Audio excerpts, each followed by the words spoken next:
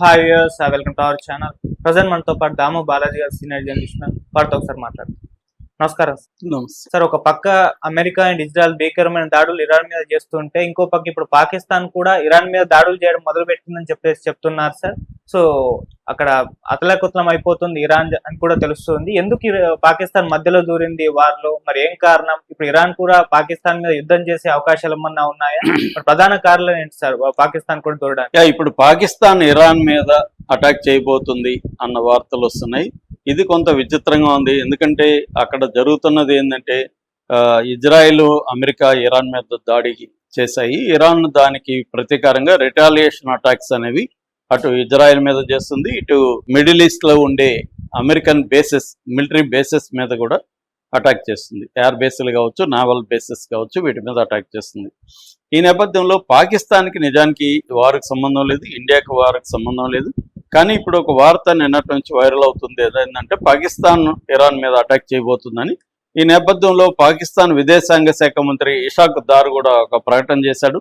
మేము ఇరాన్ని తీవ్రంగా హెచ్చరించాం. ఇరాక్ ఆఫ్తాబ్ అరాక్చీతో మేము మాట్లాడాము. సో ఇరాన్ కానీ సౌదీ అరేబియా మీద కానీ అటాక్ చేస్తే మేము ఇరాన్ మీద అటాక్ చేస్తామని పాకిస్తాన్ విదేశాంగ శాఖ మంత్రి ఇషాక్ దర్ నిన్న మీడియాతో చెప్పాడు. సో ఏంటి అసలు సౌదీ అరేబియా మీద ఇరాన్ అటాక్ చేస్తే పాకిస్తాన్కి ఏం సంబంధం? పాకిస్తాన్ ఇరాన్ మీదకి యుద్ధానికి వెళ్ళేంత పరిస్థితి పాకిస్తాన్కి ఇవాళ ఉందా? నిజంగానే యుద్ధానికి వెళ్ళొచ్చా? అప్పుడు ఇరాన్ ఇబ్బందులు పడుతుంది. ఆల్రెడీ ఇరాన్ ఈ రెండు దేశాలను ఎదుర్కోలేకపోతుంది. పాకిస్తాన్ కూడా రంగంలో దిగితే ఇరాన్ పని ఖతమవుతుంది అన్న వార్తలు వినిపిస్తున్నాయి. దీన్ని ఎలా అర్థం చేసుకోవాలి? నిజంగానే పాకిస్తాన్ వెళ్తుందా? అసలు పాకిస్తాన్కి ఏం పని అనేది చూసుకున్నప్పుడు లాస్ట్ ఇయర్ సెప్టెంబర్లో 2025 సెప్టెంబర్లో పాకిస్తాన్, సౌదీ అరేబియాలు ఒక ఒప్పందం చేసుకున్నాయి. ఆ ఒప్పందం పేరు SMDA అంటారు, స్ట్రాటజిక్ మ్యూచువల్ డిఫెన్స్ అగ్రిమెంట్. ఈ అగ్రిమెంట్ ఏంటంటే ఈ రెండు దేశాల్లో ఏ దేశం మీద ఇంకొక దేశం దాడి చేసినా మా మీద దాడి చేసినట్టుగా రెండు కూడా ఫీల్ అవుతాయి. అంటే ఇప్పుడు పాకిస్తాన్ మీద రేపు ఇండియా దాడి చేస్తే సౌదీ అరేబియా ఏమనుకుంటుంది అంటే నా మీదే నువ్వు దాడి చేసినట్టుగా సౌదీ అరేబియా ఇండియా మీద వారు ప్రకటిస్తుంది. అట్లాగే సౌదీ అరేబియా మీద ఏ దేశం దాడి చేసినా పాకిస్తాన్ ఏమంటుందంటే నా మీద దాడి చేసినట్టే అని తను కూడా వస్తుంది. ఇది ఒప్పందం అనమాట. ఇది ఆల్రెడీ నాటో ఒప్పందం కూడా ఇలాగే ఉంటుంది. North Atlantic Treaty Organisation, America, European దేశాలు ఉంటాయి. ఆ దేశాల్లో కూడా ఏ దేశం మీద అటాక్ చేసినా మిగతా అన్ని దేశాలు వస్తాయి. ఇప్పుడు ఇరాన్ మొన్న తుర్కీ అంటారు ఇప్పుడు దాన్ని, తుర్కీ మీద ఒక మిసైల్ ప్రయోగించిందని చెప్తున్నారు. దాంతో నాటో ఫోర్సెస్ దాన్ని గాల్లోనే కొట్టేశాయని చెప్తున్నారు. ఇప్పుడు తుర్కీ కూడా బెదిరిస్తుంది, నువ్వు కానీ మా మీద ఏమన్నా బాంబులు వేస్తే నాటో దేశాలు అంటే యూరోపియన్ దేశాలన్నీ కూడా ఇరాన్ మీద అటాక్ వచ్చే అవకాశాలు కనిపిస్తున్నాయి. సో ఇప్పుడు పాకిస్తాన్కి కూడా ఈ ప్రాబ్లం వచ్చింది. పాకిస్తాన్ ఏంటంటే వాళ్ళ ఒప్పందం ప్రకారం సౌదీ అరేబియా మీద ఇరాన్ కానీ దాడి చేస్తే పాకిస్తాన్ అనివార్యంగా ఒప్పందం ప్రకారం ఇరాన్ మీద దాడికి వెళ్ళాలి. ఎందుకు? సౌదీ అరేబియా మీద ఆల్రెడీ సౌదీలో ఉండే, రియాద్లో ఉండే అమెరికన్ బేసుల మీద ఇరాన్ అటాక్ చేసింది. దాంతోపాటు సౌదీలో ఉండే రాస్ తనూరా ఆయిల్ రిఫైనరీ మీద అటాక్ చేసింది. ఆయిల్ రిఫైనరీ అతి పెద్దది సౌదీలో. సో అది ఇప్పుడు మూసేయాల్సి వచ్చింది ఇరాన్ దాడుల వల్ల. దానివల్ల సౌదీ అరేబియా చాలా పెద్ద ఎత్తున నష్టపోతుంది. సో ఇరాన్ సౌదీ అరేబియా మీద దాడులు చేస్తుంది కాబట్టి ఈ పాకిస్తాను నేను యుద్ధాన్ని ప్రకటిస్తాను నీ మీద అని అంటుంది. అయితే ఇది నిజంగా చేస్తుందా అంటే డౌటే. ఎందుకంటే పాకిస్తాన్ ఆల్రెడీ కష్టాల్లో ఉంది. పాకిస్తాన్కి ప్రధానంగా 2-3 ప్రాబ్లమ్స్ ఉన్నాయి. ఒకటేమో ఆల్రెడీ అది ఆఫ్ఘనిస్తాన్ యుద్ధంలో ఉంది. ఆఫ్ఘనిస్తాన్ పాకిస్తాన్కి మధ్య యుద్ధం నడుస్తుంది. మరోవైపు బలూచ్ లిబరేషన్ ఆర్మీ పాకిస్తాన్ సైన్యం మీద అటాక్ చేస్తుంది. ఆ రెండింటిని, Baloch liberation army, TTP Taliban Pakistan, ఈ రెండు సంస్థల దాడులను ఎదుర్కొంటూ ఆఫ్ఘనిస్తాన్తో వార్లో ఉంది పాకిస్తాన్. సో ఆల్రెడీ పాకిస్తాన్ కష్టాల్లో ఉంది. రెండవది, పాకిస్తాన్కి ఇరాన్కి దాదాపు 909 కిలోమీటర్ల బార్డర్ ఉంటుంది, ఇంటర్నేషనల్ బార్డర్. ఇది 1905లో ఏర్పడిన బార్డర్. సో బార్డర్లో ఉన్న దేశంతో గొడవ పెట్టుకుంటే నిరంతరం ఉంటుంది ఆ గొడవ, ఒకరోజుతో పోదు. పైగా అది ఎక్కడుంది ఆ బార్డరు?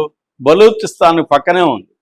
సో ఇప్పటి వరకు పాకిస్తాన్కి ఇరాన్ అండగా ఉంది, బలూచులకి వ్యతిరేకంగా ఉంది ఇరాన్. కాబట్టి ఆ రకంగా బలూచులకి ఇరాన్లో ఎటువంటి సపోర్ట్ లేదు. రేపొద్దున పాకిస్తాన్ ఇరాన్ మీద దాడికి వెళ్తే ఈ బలూచ్కి కానీ ఇరాన్ సపోర్ట్ చేయడం మొదలు పెడితే బలూచులు రెచ్చిపోతారు. ఆల్రెడీ ఇండియా సపోర్ట్ ఉందని పాకిస్తాన్ ఆరోపిస్తుంది. ఇప్పుడు ఇరాన్ కూడా వాళ్ళకి సపోర్ట్ చేయడం మొదలు పెట్టిందని. పైగా బార్డర్ 909 కిలోమీటర్లు ఉంది పాకిస్తాన్కి ఇరాన్కి. సో అప్పుడు ఇబ్బందులకి వెళ్తుంది. అందుకని పాకిస్తాన్ ఉత్తుత్తి బెదిరింపులు చేస్తుంది తప్ప అదేమీ యుద్ధానికి వెళ్ళే పరిస్థితి పాకిస్తాన్కి లేదు. సబ్జెక్టివ్గా వెళ్ళినా ఇప్పుడు ఇరాన్కి ఇప్పటికిప్పుడే ఇమ్మీడియట్ థ్రెట్ ఏమి ఉండదు. రెండోది ఇరాన్ కూడా గల్ఫ్ దేశాల మీద వార్ అనేది ఇరాన్ అజెండాలో లేదు. ఇరాన్ అజెండా ఏంది? తన మీద దాడి జరిగింది, తాను ఎవరి మీద దాడి చేయలేదు. తన మీద 2 దేశాలు దాడి చేసినప్పుడు వాళ్ళు ఆత్మరక్షణ కోసం పోరాడాల్సిన అవసరం ఉంది. పైగా తమ ప్రెసిడెంట్ని, తమ సుప్రీం లీడర్ని అయతుల్లా అలీ ఖమేనీని చంపేశారు. తర్వాత ఒక 40-50 మంది లీడర్లు చంపేశారు. రోజు వందలాది మందిని చంపుతున్నారు. ఇప్పటికే 1500 మంది వరకు చనిపోయారని చెప్తున్నారు. సో ఈ నేపథ్యంలో ఇరాన్ ఏం చేయాలి? ఇరాన్ పోరాడాలంటే అమెరికాతోనూ ఇజ్రాయెల్తోనూ పోరాడే శక్తి సామర్థ్యాలు ఇరాన్కి ఏ రకంగా లేవు. ఇరాన్కు ఉండే ఆల్రెడీ 20 వార్ షిప్పుల్ని ధ్వంసం చేశారు. ఆల్రెడీ మిసైల్ లాంచర్స్ని ధ్వంసం చేశారు.